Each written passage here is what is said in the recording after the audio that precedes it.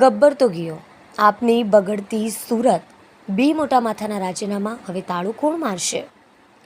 સુરતમાં આમ આદમી પાર્ટીની ચૂંટણીમાં ગત વિધાનસભામાં ગબ્બરની ગુંજ સંભળાતી હતી.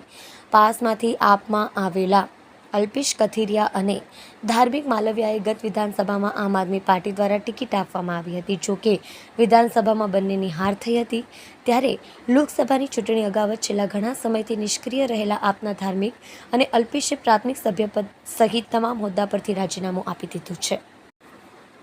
પાટીદાર અનામત આંદોલનને સુરત સહિત સમગ્ર રાજ્યમાં ધમધમતું રાખવામાં અલ્પેશ કથિરિયા અને ધાર્મિક માલવિયા અગ્રેસર હતા. ત્યારે રાજકારણમાં કોંગ્રેસને સપોર્ટ કર્યા બાદ આપને પાલિકાની ચૂંટણીમાં પાસ દ્વારા સપોર્ટ જાહેર કરવામાં આવ્યો હતો, જેને કારણે પાલિકામાં ઘણી બેઠકો આપને મળી હતી.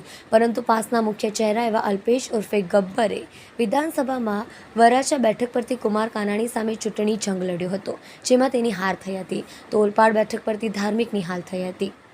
રાજીનામા અંગે ધાર્મિક માલવિયાએ કહ્યું કે આમ પણ અમે છેલ્લા ઘણા સમયથી રાજકારણમાં સક્રિય નહોતા, એટલે અમારા રાજીનામાને લઈને કોઈ ઓહાપોહ ન થાય તે સ્વાભાવિક છે. પરંતુ અમે સામાજિક સંસ્થાઓ અને કાર્ય સાથે વિશેષ સંકળાયેલા છીએ, એટલે હાલ આપમાંથી વિદાય આપી છે.